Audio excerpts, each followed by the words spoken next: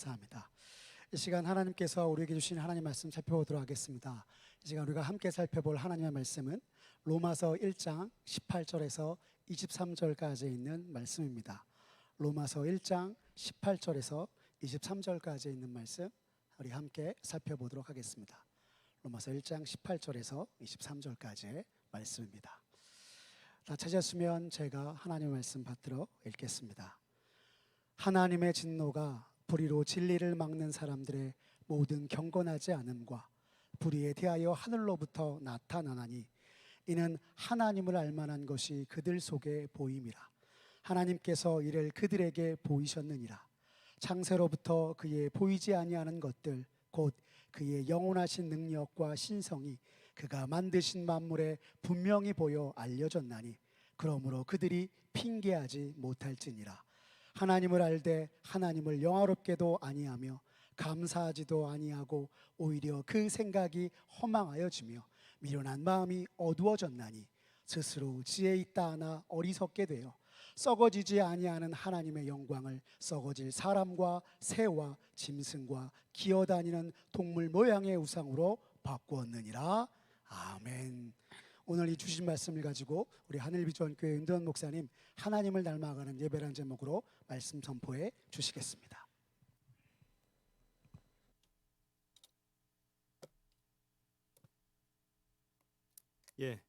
여러분 요즘 얼마나 참 걱정이 많으시고 또 마음이 얼마나 무거우십니까?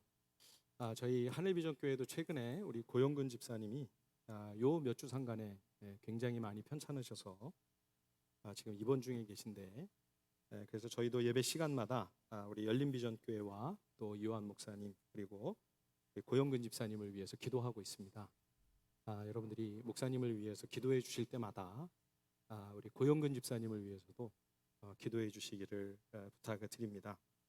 우리에게 어려운 상황이 닥칠 때마다 새삼 확인하는 것은 우리가 할 수 있는 것이 아무것도 없다는 사실입니다. 우리 두 교회가 함께 기도하는 것 외에 다른 길이 전혀 보이지 않습니다. 함께 우리가 마음을 모아 기도하면서 하나님께서 우리 가운데 선하신 일 행하시기를 간절히 소망합니다. 그래서 앞으로 시간이 주어지는 대로 이 로마서의 메시지를 여러분들과 함께 나누려고 합니다. 모든 초대교회가 다 그러했습니다만 로마 교회는 심한 시련과 고난 가운데 있는 공동체였습니다.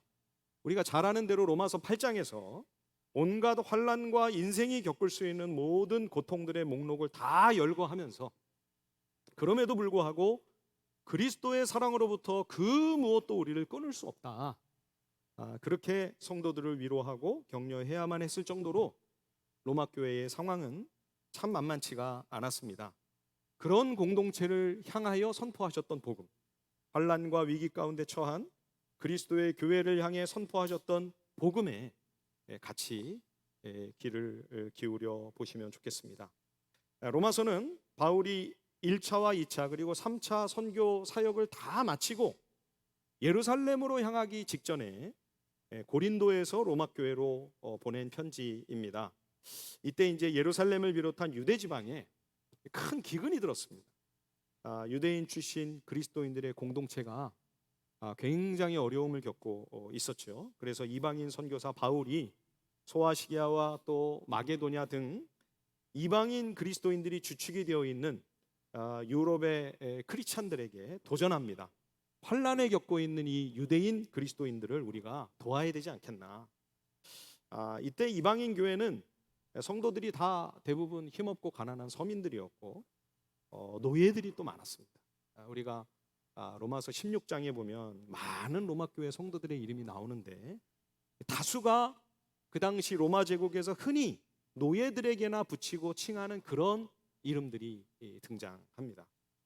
거기다가 로마 제국의 박해가 또 있지 않았습니까? 그런데도 그 어려운 환경과 여건 속에서도 심지어 힘에 지나도록 자원하여 거액의 구호 기금이 모여졌죠. 그래서 이제 바울과 이방인 교회 지도자들이 함께 예루살렘에 가서 이제 이 귀한 헌금을 유대인 그리스도인들에게 전달하려고 하는 것입니다. 그래서 그 전달하는 사명이 끝나고 나면 바울은 이제 로마 교회를 꼭 방문하기를 원했던 거죠. 바울은 로마 교회 한 번도 간 적이 없었거든요. 그런데 드디어 이제 로마 교회로 가서 그 성도들과 함께 풍성한 은혜를 나눈 다음에 혹시 이 로마 교회가 기도하는 가운데 이 사도 바울을 선교사로 파송해야 되겠다. 만약 그렇게 결정을 내리기만 한다면 당시 땅끝이라고 모두가 알고 있었던 그 스페인으로 이제 달려가서 마지막 남은 그 생애의 불꽃을 거기에서 다 불사르리라. 그렇게 간절히 기도하고 꿈꾸면서 이 편지를 로마 교회에 보낸 것입니다. 로마서는 복음의 진수, 복음의 정수를 담고 있는 책이라고 우리가 알고 있습니다. 동시에 로마서는 과연 예배가 무엇인가, 참된 예배, 진정한 예배가 어떤 것인가, 그리고 예배자라고 하는 것은 과연 어떤 존재인가를 우리에게 일깨워주는 거룩한 예배의 교본이라 할 수 있겠습니다. 그래서 로마서 12장에 보면 우리가 잘 아는 말씀, 그러므로 형제들아 내가 하나님의 모든 자비하심으로 너희를 권하노니 너희 몸을 하나님이 기뻐하시는 거룩한 산제물로 드리라. 이는 너희가 드릴 영적 예배니라 말씀하고 있죠.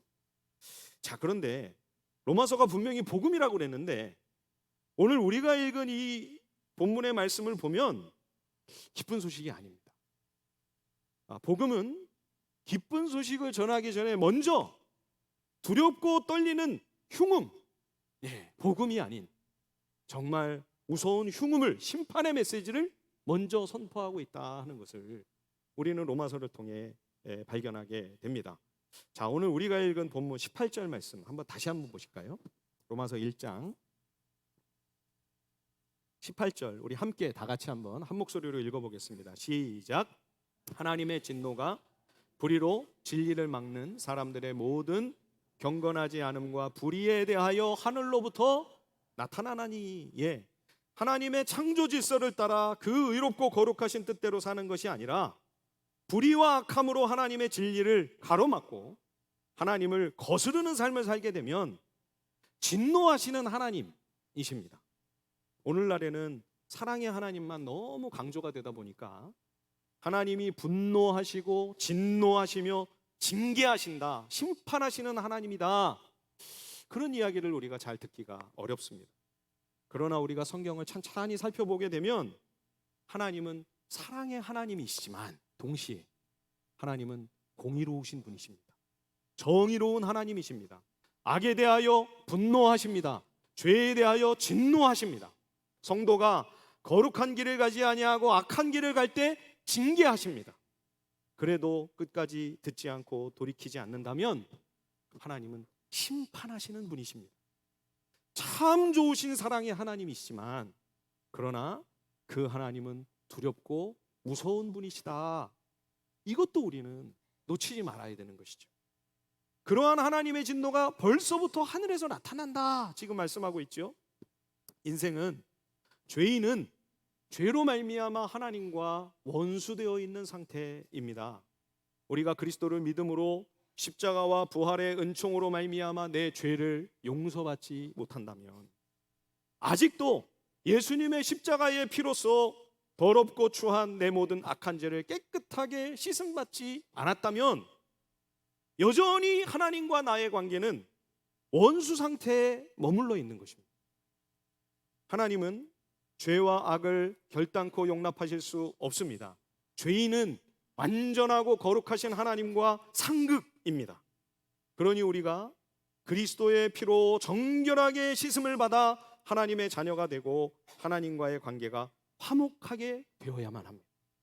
사랑하는 성도 여러분, 하나님과 화해하셔야 됩니다. 내 모든 더럽고 추한 죄를 깨끗이 씻어주시는 그 은혜로 말미암아 하나님의 용서의 그 사죄의 은혜를 힘입어 하나님과의 관계에 있어서 화해가 이루어지는 거, 여러분 이것이 구원입니다. 예수 그리스도의 피로써 이렇게 하나님과의 관계가 화목되지 않는다면 여러분, 나는 여전히 하나님의 원수입니다.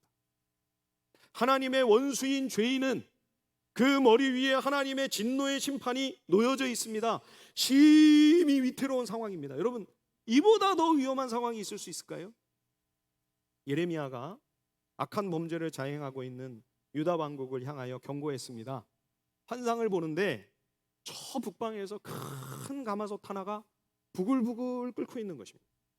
펄펄 끓고 있는 이 가마솥이 기울어지는 순간 유다 왕국에는 무서운 재난과 환란이 쏟아져 내리게 되는 것이죠. 혹시 이 자리에 아직도 예수님을 나의 구원자요 내 인생의 주인으로 모시고 살지 않는 분이 혹시 계십니까? 여러분, 그렇다면 내 머리 위에 끓는 가마솥이 놓여 있는 거나 다름이 없습니다. 여러분, 큰 펄펄 끓는 솥을 머리 위에 이고 짊어지고 다닌다고 한번 생각해 보십시오. 얼마나 끔찍한 일입니까? 언제 쏟아질지 알 수 없습니다. 여러분, 그 마음에 진정한 평강이 있을 수 있겠습니까? 우리가 세상을 바라보며 다른 인생들을 바라볼 때에도 성경적인 눈으로 영적인 시각으로 볼 수 있어야만 합니다. 여러분, 세상에서 살만하고 화려하고 풍요로운 그런 삶을 살고 있고 보란듯 멀쩡하니 살고 있으면 그 성공한 삶입니까, 여러분? 유복하고 행복하게 보이시나요? 부러우세요? 그러나 겉으로 밖으로 보여지는 겉모습만이 중요한 것이 아닙니다. 과연 그 인생이, 그 영혼이 하나님과의 관계가 평화로운가? 예수님의 십자가와 보혈로 하나님과의 관계에 있어 화해가 이루어져 있는가? 하나님과 화목한 영혼인가? 아니면 하나님과 여전히 원수 관계에 놓여져 있다면 여러분, 아무리 화려하고 대단해도 그게 다 무슨 소용입니까, 여러분? 하나님의 진노가 쏟아져 내리는 순간 여러분, 끝장입니다. 아무것도 아닙니다. 여러분, 속지 마십시오. 사랑하는 여러분, 하나님과 화목하십시오. 나를 위해 십자가에서 피 흘리시고 내게 영원한 생명 주시기 위하여 부활하신 예수 그리스도를 믿으심으로 속히 하나님과 화해하셔야 됩니다. 이보다 더 급한 일이 없습니다, 여러분. 예, 하나님의 의롭고 두려우신 진노가 나에게서 떠나가게 하십시오. 이보다 시급한 일이 뭐가 있을 수 있습니까, 여러분? 자, 오늘 본문 19절 20절을 우리 또 한번 읽어볼까요? 로마서 1장 19절과 20절입니다. 다 함께 시작. 이는 하나님을 알만한 것이 그들 속에 보임이라 하나님께서 이를 그들에게 보이셨느니라. 창세로부터 그의 보이지 아니하는 것들 곧 그의 영원하신 능력과 신성이 그가 만드신 만물에 분명히 보여 알려졌나니 그러므로 그들이 핑계하지 못할지니라. 예, 살아계신 하나님은 눈에 보이지 않으나 그분이 지금도 우리 가운데 임재하여 계시고 우리를 다스리며 통치하신다. 이 증거가 워낙 많기 때문에 어떤 변명도 통하지 않는다, 그런 이야기입니다. 하나님이 지으신 만물 속에 하나님을 알 수 있고 느낄 수 있으며 그 하나님을 확인할 수 있는 증거들이 차고 넘칩니다. 마치 유명한 미술 작품을 남긴 어느 예술가가 그 작품 한 모퉁이에 이것이 내가 그린 그림이다 흔적을 남겨두죠. 그 흔적을 볼 때 우리는 이 그림이 진품이로구나, 그 위대한 작가의 작품이로구나 하는 것을 알 수 있습니다. 그것처럼 하나님께서는 지으신 그 모든 만물에 당신의 흔적을 남겨두셨습니다. 그러니 살아계신 하나님의 그 위대하심과 어미하심이 창조된 만물에 분명히 나타나 우리는 그것을 똑똑히 목격합니다. 온 우주를 한치의 오차도 없이 정교하게 만들어 놓으셨습니다. 창조의 원리와 법칙들, 지금도 이 시간 흘러가고 있는 그 시간들, 사계절의 변화와 별들의 운행 완벽하게 만드셨습니다.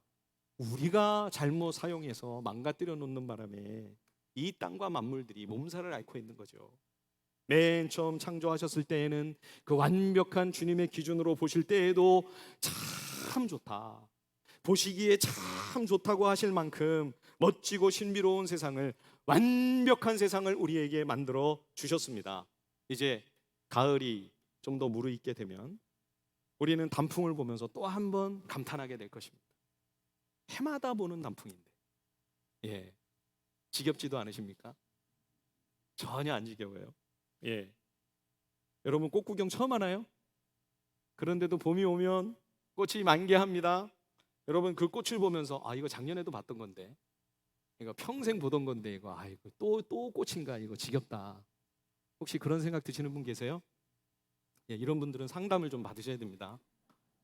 농담이 아니고요, 진짜 그래요. 예, 우리는 해마다 또 놀랍니다. 반복하고 감격하고 또 감탄합니다. 멋진 단풍과 아름다운 꽃들이 우리에게 진리를 선포하고 있기 때문입니다. 살아계신 하나님의 위대하심을 봐라. 하나님이 얼마나 지혜로우신가.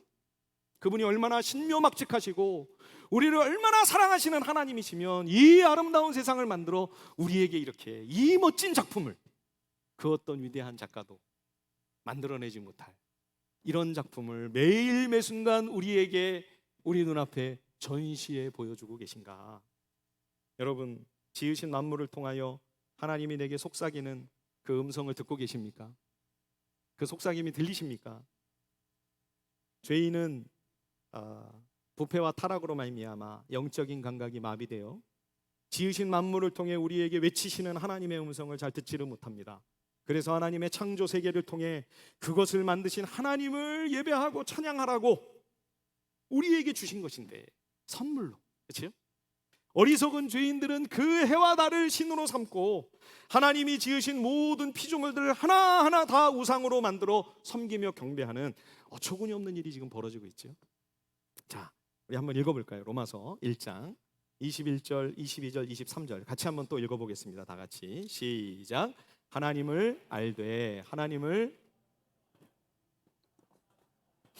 오히려 그 생각이 허망하여지며 미련한 마음이 어두워졌나니 스스로 지혜 있다 하나 어리석게 되어 썩어지지 아니하는 하나님의 영광을 썩어질 사람과 새와 짐승과 기어다니는 동물 모양의 우상으로 바꾸었느니라. 예, 썩어지지 않을 하나님의 영광을, 그 귀한 형상을 기어다니는 동물 모양의 우상의 형상으로 바꾸어 놓았다. 여러분, 로마서 복음에서 지금 가장 우선적으로 이 죄의 문제라고 하는 주제를 1장에서 다루고 있는데요, 그 죄를 우상 숭배라고 특정하고 있는 이 부분을 우리는 깊이 유념하여 주목할 필요가 있습니다. 이 우상 숭배야말로 죄의 본질이다 말씀하고 있는 거죠. 에덴 동산에서 아담과 하와가 스스로 하나님 되기 위하여 말씀을 불순종하고 반역을 저지릅니다. 원죄죠. 예, 자기가 하나님이 되겠다. 우리 인간의 찬양과 진정한 예배의 대상이 되셔야만 하는 하나님을 제쳐두고 자신이 그 자리를 꿰차고 내가 주인 되고 내가 왕이 되겠다. 하나님을 높여야만 할 존재가 스스로를 높이고 하나님만 자랑해야 되는데 나를 자랑하고 하나님이 받으셔야 할 존귀와 영광을 내가 다 독차지해 버리는 거예요. 내가 우상입니다. 스스로를 예배하고 내 자아를 숭배하는 것, 이것이 우상 숭배의 영적 본질입니다. 이것이 바로 근원적인 죄, 원죄다. 그래서 이 우상 숭배에서 다른 모든 죄가 파생되었다. 오늘 로마서 1장이 우리에게 가르쳐주고 있는 것입니다. 24절 말씀을 한번 보십시오. 로마서 1장 24절을 보시면 그러므로 하나님께서 그들을 마음의 정욕대로 더러움에 내버려 두사 그들의 몸을 서로 욕되게 하셨으니, 24절뿐만 아니라 26절에서 32절까지의 모든 추악하고 더러운 범죄들이 바로 이 원죄인 우상 숭배에서 비롯된다는 것입니다. 25절 말씀 한번 보십시오. 로마서 1장 25절입니다. 이는 그들이 하나님의 진리를 거짓 것으로 바꾸어 피조물을 조물주보다 더 경배하고 섬김이라. 선지자 예레미야가 우상 숭배로 멸망할 위기에 처한 유다의 죄악을 두 가지로 지적하죠. 첫 번째는 생수의 근원이신 여호와를 버린 것과, 두 번째는 스스로 웅덩이를 판 것인데 그 웅덩이는 물을 저장하지 못하는 터진 웅덩이다. 여러분, 하나님은요, 우리 하나님 아버지는 우리 인생의 진정한 생명수의 공급자이십니다. 우리가 물 마시지 않으면 살 수 없듯이 하나님만이 주실 수 있는 그 능력과 생기와 은혜가 아니면 여러분, 우리 인생은 정말 사는 것처럼 사는 흡족하고 만족스러운 삶을 결코 지속할 수 없습니다. 그런데 하나님을 버렸어요. 그러니까 생명수의 공급이 차단이 됐죠, 그죠? 그러니까 이제 자기가 스스로 웅덩이를 파서라도 살아보겠다고 지금 몸부림을 치는 거죠. 그런데 그렇게 열심히 웅덩이를 팠는데 웅덩이를 판 결과가 뭐예요? 터진 웅덩이. 다 새나가는 겁니다. 예, 이 터진 웅덩이가 뭐냐? 이게 바로 우상숭배입니다. 하나님이 아닌 다른 대체물을 찾으려고 애를 쓰는 거죠. 그런데 그 노력은 반드시 실패다. 이게 터진 웅덩이의 결론입니다. 저는 어릴 적에 산동네에 살았습니다. 학교 가기 전이었는데 아마 한 7살 때였을 것으로 기억합니다. 6살, 7살 때쯤으로 기억이 나는데 그 가난한 서민들이 높은 고지대에 그 다닥다닥 집을 짓고 모여 사는 그야말로 달동네죠. 그때 이제 수도가 막 들어오기 시작했는데요. 고지대에는 이게 압력이 부족해가지고요. 단수가 되는 겁니다. 자꾸. 그럼 이제 어떻게 하냐면 저 아래로 내려가가지고 큰 탱크로 된 급수차가 와요. 그럼 이제 고지대에 그 서민들이 물통을 하나씩 다 갖고 와가지고 줄을 쫙 서는 겁니다. 그래서 이제 물을 받아가지고 그 높은 또 산으로 또 이제 집으로 그걸 날라야 되는 거예요. 그러니까 그 물 깃는 일이 얼마나 힘이 드는지 그 조그만 거 한 통이라도 좀 너도 좀 날라라 그래가지고 초등학교도 아직 안 갔는데 저까지 동원이 된 거죠. 그래서 그게 아직도 기억에 나요. 너무 고생했던 그 기억이. 그래서 저는 요한복음 2장의 그 가나의 혼인잔치 대목을 읽을 때마다 은혜를 받습니다. 그 종들이 그 하인들이 물을 떠오라고 하는데 마실 물도 아니고 그거 손 씻는 발 씻는 물이잖아요, 그죠? 큰 통이 6개나 들어 있는데 거기 있는데 그거를 물을 갖다 채우라고 하니까 예수님이 명령하시니까 아기까지 채웠잖아요. 찰랑찰랑하게. 예, 그 얼마나 힘드는 일인데요. 여러분은 물 안 떠보셔서 모르시죠? 예, 물을 떠본 사람이 압니다. 그게 얼마나 힘드는 일인지. 그래서 연회장도 그 포도주가 어디서 왔는지를 몰랐는데 물 떠온 하인들만은 알았다. 예. 여러분 큰 장독에다가 물을 가득 채워 담는 거 얼마나 고된 일입니까? 그런데 여러분 그렇게 고된 고생을 하고 수고를 했으면 물이 채워져야죠.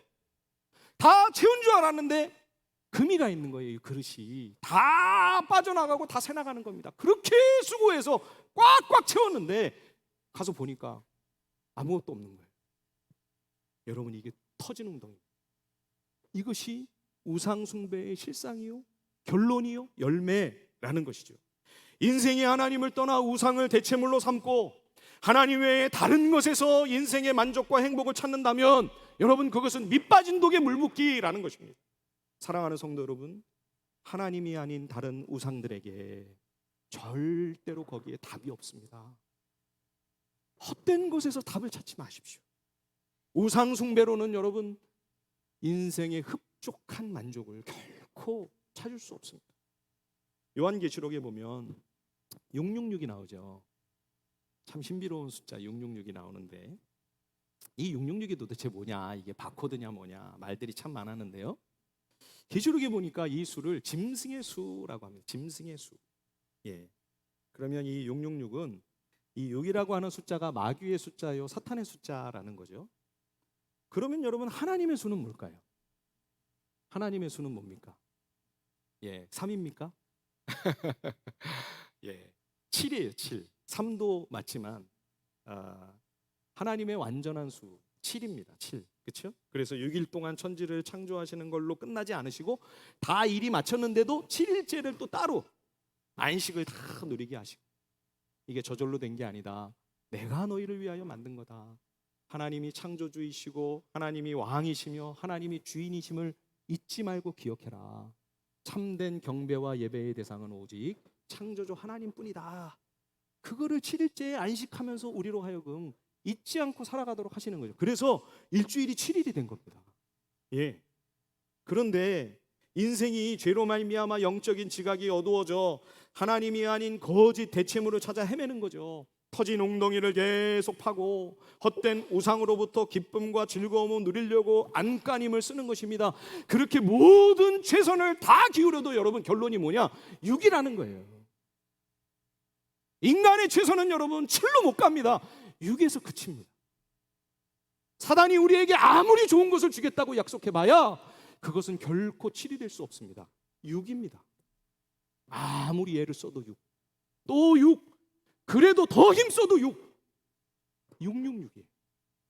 그게 인간의 최선이에요. 그게 이 세상의 최상의 결과예요. 사단이 우리에게 줄 수 있는 잘해봐야 거기까지라는 거예요.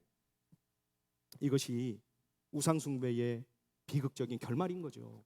그럼에도 불구하고 우상숭배의 속임수는 여전히 우리에게 매력적입니다. 이 유혹이 얼마나 강력합니까? 지금 오늘 우리가 성경에서 이 우상숭배를 이야기하고 있는데요. 우상숭배는 뭐 요즘 우리가 조상신에게 무슨 제사를 지내는 것도 아니고 뭐 우리가 불상 앞에 가서 뭐 비나이다를 하는 것도 아니지 않습니까?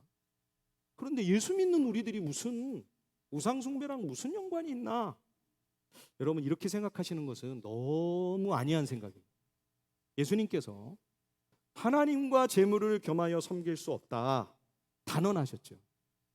두 주인 섬기는 거 불가능한 일이다 엄중하게 선포하셨습니다.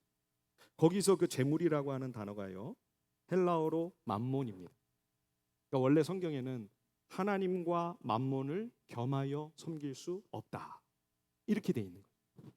왜 그냥 예수님이 돈이나 재물이라고 이렇게 하지 않으시고 하나님과 돈, 하나님과 재물을 겸하여 섬길 수 없다 하지 않으시고 왜 예수님은 굳이 이 맘몬이라는 용어를 쓰셨을까요? 이 맘몬은 재물의 신을 의미합니다. 재물의 우상. 인생들이 얼마나 돈을 사랑하고 좋아하고 얼마나 집착하고 의지하는지 하나님의 자리에다가 돈을, 재물을 떡하니 앉혀놓은 겁니다. 아니 하나님과 동급 정도가 아니고요. 이제는 하나님보다 재물이, 돈이 더 위에 있습니다. 그래서 맘몬입니다. 재물의 신, 물질의 우상. 이 시대의 강력한 이 우상 숭배의 유혹에서 어느 그리스도인도 자유롭지 못합니다. 목회자도 마찬가지입니다. 그러니까 여러분 우리가 성경을 보면 오래전 고대의 이 기록이잖아요. 성경들이요. 근데 그때나 지금이나 이 영적인 양상은 똑같아요. 예, 선지자들이 활동하던 시대, 예, 이스라엘에서 하나님의 언약 백성이라고 하는 그 백성들이 왕이건 백성들이건 심지어 제사장과 선지자조차 이 탐욕의 이 우상숭배의 유혹에 다 발목이 잡혀가지고 결국에는 이스라엘도 망하고 유다도 패망하고 다 먼 나라로 포로로 끌려가지 않습니까? 예, 제가 최근까지도 참 이해하기가 너무 난해하다. 이 말씀을 참 해석하기가 어렵다 하는 본문이 있었습니다. 이사야 6장입니다. 거기 한번 제가 읽어보겠습니다. 이사야 6장 9절에서 10절 우리 같이 한번 읽어볼까요? 이사야 6장 9절과 10절 우리 한 목소리로 함께 한번 읽어보겠습니다. 이사야 6장 9절에서 10절 시작. 여호와께서 이르시되 가서 너희가 듣기는 들어도 깨닫지 못할 것이요 보기는 보아도 알지 못하리라 하여 이 백성의 마음을 둔하게 하며 그들의 귀가 막히고 그들의 눈이 감기게 하라 염려하건대 그들이 눈으로 보고 귀로 듣고 마음으로 깨닫고 다시 돌아와 고침을 받을까 하노라. 예, 하나님께서 이사야 선지자를 부르셔서 사명을 맡기시는 그러한 장면이죠. 그런데 선지자에게 은혜와 능력을 주셔서 백성들의 마음을 돌이키도록 하고 그 영적인 눈과 귀를 열어도 줘도 지금 모자랄 판에 아무리 눈으로 봐도 보기는 모아도 보지 못하고 듣기는 들어도 듣지 못하고 오히려 너희들이 회개하고 돌아올까 염려가 된다. 여러분 그러면 이 선지자를 왜 보내시는 거죠? 아무리 제가 이 말씀을 이해하려고 해도 도무지 납득이 안 되는. 그런데 이 난해한 말씀을 예수님이 또 복음서에서 그대로 인용하여 말씀하시네요. 마태복음 13장 14절과 15절에 보면 예수님이 이렇게 직접 말씀하셨습니다. 이사야의 예언이 그들에게 이루어졌으니 일러스되 너희가 듣기는 들어도 깨닫지 못할 것이요 보기는 보아도 알지 못하리라. 이 백성들의 마음이 완악하여져서 그 귀는 듣기에 둔하고 눈은 감았으니 이는 눈으로 보고 귀로 듣고 마음으로 깨달아 돌이켜 내게 고침을 받을까 두려워함이라 하였느니라. 백성들을 돌이켜 회개하도록 하려고 예수님이 오신 거 아닌가요? 근데 귀를 막아버리시고 눈을 다 가려버리시고 너희들이 돌이켜 회개할까 봐 걱정이 된다. 예수님이 이 이사야의 말씀을 그대로 반복하고 계시네요. 제가 최근에 그레고리 K 비일이라고 하는 성경학자의 책을 읽다가 이 대목의 궁금증이 풀리게 되었습니다. 이 이사야 6장의 이 예언이 어떤 배경에서 나온 말씀인가 그랬더니 성경에 여러 번 반복되어 나오고 있는 우상 숭배의 허상을 고발하는 그 구절들이 이 말씀의 배경이었던 거죠. 자, 시편 한번 우리 같이 한번 읽어볼까요? 시편 115편 4절에서 8절 우리 함께 한번 읽어보겠습니다. 시편 115편입니다. 다 같이 시작. 우상들은 은과 금이요 사람이 손으로 만든 것이라. 입이 있어도 말하지 못하며, 눈이 있어도 보지 못하며, 귀가 있어도 듣지 못하며, 코가 있어도 냄새 맡지 못하며, 손이 있어도 만지지 못하며, 발이 있어도 걷지 못하며, 목구멍이 있어도 작은 소리조차 내지 못하느니라. 우상들을 만드는 자들과 그것을 의지하는 자들이 다 그와 같으리로다. 시편 135편에 보면 똑같은 말씀이 또 반복돼서 나옵니다. 그리고 구약에 여러 번 이 내용들이 자주 언급이 되어 있습니다. 성경을 아마 계속 읽으시고 계시는 분들은 익숙한 구절이실 겁니다. 우상들은 사람의 손으로 만들어진 조형물에 불과합니다. 눈이 있어도 보지 못합니다. 귀가 있어도 듣지 못합니다. 마음이 없기 때문에 느끼거나 감각할 수 없습니다. 그럼에도 불구하고 이런 우상들을 만들고 이것을 삶의 행복을 위한 대체물로 터진 웅덩이로 삼는 거죠. 그러면 그런 우상을 만드는 자와 그것을 의지하는 자들이 다 그와 같이 헛되고 허망한 인생, 참 허무하고 덧없는 그런 삶을 살 수밖에 없다. 우리가 민수기 묵상하면서 제 마음에 참 너무 깊이 안타깝게 남아있는 인상이 뭐냐, 그 광야를 40년 동안 이스라엘 백성들이 지나는데 그 먼지가 흙먼지 모래먼지가 풀풀 나뉘는 광야 아닙니까? 그렇죠? 근데 이스라엘 백성들이 우상 숭배를 하고 하나님 앞에 악을 행하며 그 크신 구원의 은혜를 다 잊어버리고 하나님 앞에 죄악으로 반역을 행하다가 먼지처럼 쓰러져 가는 거예요. 하나님의 그 두려우신 심판 앞에 바람같이 날아가나이다. 모세의 기도에서도 그렇게 고백을 하죠. 그죠? 먼지처럼 쓰러져 가는 그런 인생이 될 수밖에 없다는 거예요. 예, 우상을 만드는 자와 그것을 의지하는 자가 다 그와 같아질 것이다. 여러분, 우리는 이 말씀에서 대단히 의미심장한 성경적인 명제 한 가지를 붙들게 됩니다. 우리는 우리가 예배하는 예배의 대상을 닮습니다. 우리는 우리가 예배하는 것을 닮아갑니다. 우상을 만드는 자와 그것을 의지하는 자가 다 그와 같으리로다. 우리는 내가 진정으로 예배하는 그것을 닮아갑니다. 여러분, 이 땅의 악한 탐욕과 우상을 쫓아가게 되면 그게 그냥 우상 숭배의 범죄와 일탈로 끝나지 않는다는 것입니다. 내가 그 우상처럼 되어갑니다. 눈이 있어도 보지 못하고 귀가 있어도 들리지 않습니다. 마음은 딱딱하게 굳어져 완고하고 강팍하게 되어 영적으로 무감각한 상태가 돼버리는 거죠. 실제로 그랬죠. 선지자 이사야와 예레미야가 얼마나 피를 토하듯 하나님의 말씀을 외쳤습니까? 안 보입니다. 우상 숭배에 찌들어서 우상과 같이 되어 그 말씀이 안 들려요. 오죽하면 하나님의 아들이 오셨습니다. 하나님의 아들이 가장 보배로운 진리를 그들 앞에 선포하는데 그들의 귀에 그 천국의 오금이 안 들리는 거예요. 세상 탐욕과 욕망에 눈이 멀고 귀가 가려져서 주님이 얼마나 무수한 그 탁월한 표적들을 행하셨습니까? 그분이 하나님의 아들 메시아라고 하는 증거가 얼마나 많이 나타났나요? 증거가 차고 넘쳤죠. 그런데도 빛으로 오신 그분을 십자가에 넘겨 끔찍하게 처형해 버렸습니다. 간혹 교회 안에 안타까운 분쟁과 다툼이 벌어지고 있다고 하는 가슴 아픈 소식을 듣게 될 때가 있습니다. 심지어 교회 안에 성도라 이름하는 이들끼리 몸싸움이 벌어집니다. 폭력이 자행되고 급기야 경찰이 출동을 했다. 그런 소식이 뉴스의 첫머리를 장식하는 그런 참담한 광경도 목격했습니다. 우리 마음에 그런 생각이 들지 않습니까? 아니, 세상이라면 또 혹시 몰라도 아니, 교회 안에서 어떻게 이런 일이 벌어지지? 예. 아니, 어떻게 목사가 그런 짓을 할 수가 있지? 다른 사람도 아니고 일반인도 아니고 일반 성도도 아니고. 여러분, 욕심에 눈이 멀고 탐욕이 그 귀를 가로막고 세상의 욕망이 그 마음 중심을 사로잡아 버리게 되면 여러분, 아무것도 들리지 않습니다. 그 무엇도 그 눈에는 보이지 않습니다. 여러분, 교회가 세상 탐욕에 붙들리게 될 때 여러분, 교회 안에서는 어떤 일도 벌어질 수 있습니다. 전혀 이상한 일이 아닙니다. 목회자가 우상숭배에 사로잡히게 되면 그 목사는 어떤 짓도 저지를 수 있습니다. 놀라지 마십시오. 놀랄 일이 아닙니다, 여러분. 우리는 우리가 예배하는 것을 담습니다. 여러분, 그러면 우리는 주님을 지금 예배하고 있지 않습니까?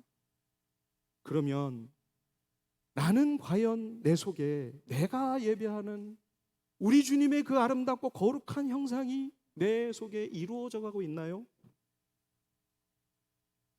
어떠신 것 같으세요? 신앙생활 10년, 20년, 30년, 40년 이렇게 흘러왔습니다. 시간이. 지금 내 모습이 예수 믿기 전과는 훨씬 다르게 주님을 좀 더 닮아가고 주님의 형상이 내 속에 이루어져 가고 있다고 하는 것을 느끼십니까? 아직 완전치는 못하나 혹시 그게 만약 아니라면 그러면 이럴 가능성도 있는 거죠. 겉으로는 우리가 하나님을 예배하고 있는데 정작 내 깊은 마음속 중심에서는 다른 걸 더 사랑하고 더 탐닉하고 더 집착하고 사실 내가 진정으로 예배하는 것은 다른 것일 수 있는 거죠. 그러면 우리는 우리가 예배한다고 하는 하나님이 아니라 정말로 내가 예배하는 그것을 닮아가고 있는 거죠. 출애굽기 32장에 보면 광야에서 이스라엘 백성들이 금송아지 형상을 만들어 놓고 우상 숭배를 하는데 뭐라고 이야기를 하죠? 아, 우리 금송아지 형상 이 우상에다가 우리 우상 숭배합니다. 그러나요? 아니요. 이분들이 뭐라고 얘기를 하냐면 금송아지를 향해서 이스라엘아, 이는 너희를 애굽 땅에서 인도하여낸 너희의 신 여호와다. 절대로 우상 숭배한다는 얘기하지 않습니다. 그 우상이 우상이라고 말하지 않아요. 여호와라는 거예요. 그러면서 자기들은 지금 곧 죽어도 하나님을 예배하고 있다는 거예요. 그러면서 서로를 속입니다. 그리고 자기 자신도 속는 거죠. 나는 하나님을 예배하는 예배자라고. 사랑하는 우리 열린비전교회 성도 여러분, 우리는 과연 하나님을 예배하고 있습니까? 나의 예배는 진정 하나님을 예배하는 예배입니까? 그래서 그 예배를 통해 우리가 예배하는 그 하나님의 영광스럽고 선하시고 자비로우신 그 거룩한 형상이 조금씩 내 속에 실현되어져 가고 있습니다. 그분을 닮아가고 있는지요? 미국 교회 안에서 그동안 우리가 정말 하나님을 예배하는 것이 아니라 우리 인간의 만족과 기쁨을 추구해 온 것이 아닌가 하는 반성이 일각에서 일어나고 있음을 보게 됩니다. 예배가 하나님을 위한 예배잖아요. 하나님이 기뻐하시고 하나님이 만족하셔야 되는데 미국에서 교회를 드리다 보니까 어느샌가 하나님이 만족하시고 하나님이 기뻐하시는 예배는 온데간데 없고 내가 오늘 만족했나? 이 예배가 오늘 나를 즐겁게 했나? 이렇게 되어버렸다는 거예요. 그래서 그분들이 뭐라고 반성을 하고 있냐면, 그렇다면 우리의 예배는 예배가 아니라 자아 숭배에 불과했다. 우리는 정작 나를 예배해 온 것이다. 통렬한 반성을 하고 있는 모습을 보게 되는 거죠. 한국 교회가 코로나를 거치며 참 힘들고 어려운 시기를 지나고 있습니다.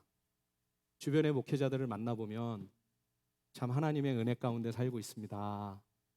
그렇게 얘기하는 목회자들을 만나보기가 거의 어렵습니다. 그래서 얘기를 다 나누고 나면 항상 부끄러운 제 마음에 감사가 한 가지 있습니다. 내가 제일 나은 것 같아. 제가 제일 잘 지내고 있는 것 같아. 그런 참 송구스럽고 죄송한 마음이 있는데요. 다들 지금 너무 힘들고 어렵다고 그래요. 참 잘 이해가 안 되시죠? 하나님이 그 사랑하시는 아들을 우리를 위해서 이 땅에 보내주시고 그 아들의 핏값으로 사신 하나님이 가장 귀히 여기시는 이 교회를 왜 하나님이 지금 이렇게 우리 한국교회를 힘들게 하시나? 왜 이렇게 어렵게 하시나? 왜 교회를 이렇게 막 흔들어 놓고 계시나? 예. 저는 하나님이 하시는 일을 잘 이해할 수가 없습니다. 우리 이완 목사님 왜 이렇게 아프셔야 되는지, 그렇게 신실한 우리 고영근 집사님이 왜 그렇게 편찮으셔야 되는지 납득이 안 됩니다. 그래서 막 하나님께 따지고 대들기도 합니다. 기도하면서. 그러나 제가 여러분들에게 오늘 한 가지 분명하게 확신 있게 드릴 수 있는 게 한 가지가 있습니다. 하나님이 하시는 일은 납득할 수도 없고 이해할 수도 없으나, 그러나 저는 우리를 사랑하시는 하나님을 신뢰합니다. 우리를 위해서 그 아들 예수 그리스도를 보내서 그 아들을 십자가에 매달아 피를 다 쏟아 죽게까지 하시면서 우리를 사랑하신 하나님, 그렇게 나를 사랑하셔서 구원해 주시고 그 핏값으로 건져주시고 구해내 주신 교회 아닙니까? 그러면 여러분, 하나님께서 그렇게 사랑하시는 당신의 아들, 딸들에게 좋지 않은 것을 주실까요? 주의 교회에 복이 되지 않는 것을 주실까요? 그렇지 않습니다. 지금 납득할 수 없고 이해할 수는 없으나 저는 분명 하나님이 우리를 가장 선한 길로 인도해 주실 것을 믿습니다. 우리 열린 비전 교회를 가장 좋은 길로 인도하시고 우리 이완 목사님과 우리 고영근 집사님과 우리 열린 비전 공동체에 하나님께서 가장 복되고 좋은 곳으로 주실 줄 확신합니다. 여러분, 이럴 때에 우리가 기도하며 겸손히 하나님 말씀 앞에 서십시다. 과연 나의 예배는 어떠한 예배였는가? 내가 정말 하나님 한 분만을 온전히 사랑하며 하나님께 진정한 예배를 올려드리는 그런 신앙생활을 해왔는가? 그래서 과연 나는 그 거룩하신 하나님을 닮아가고 있는가? 이 깊은 반성과 성찰이 우리 모두에게 있어서 우리가 함께 드리는 예배가 오직 하나님 한 분만을 사랑하고 높여드리는 참되고 진정한 예배가 되고, 그래서 그 예배를 통해 저와 여러분들이 그 선하시고 아름다우신 하나님을 닮아가는 복된 역사가 우리 가운데 있기를 우리 주님의 이름으로 간절히 축원드립니다. 기도하겠습니다. 하나님 아버지, 하나님이 하시는 일을 잘 모르겠습니다. 왜 이런 시련과 고난을 주시는지 도저히 이해도 할 수가 없고 전혀 납득도 되지 않습니다. 그러나 선하신 하나님을 신뢰합니다. 신실하신 하나님을 믿습니다.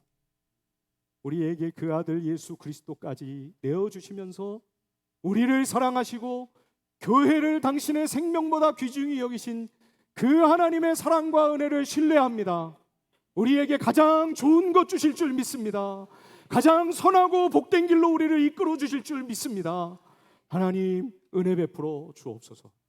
과연 나의 예배가 오직 하나님 한 분만을 온전히 예배하는 예배였는가? 깊이 돌아보게 하여 주옵소서. 반성과 뼈저린 성찰과 회개가 있게 하여 주옵소서.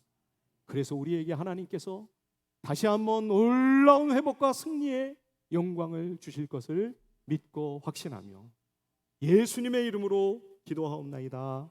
아멘.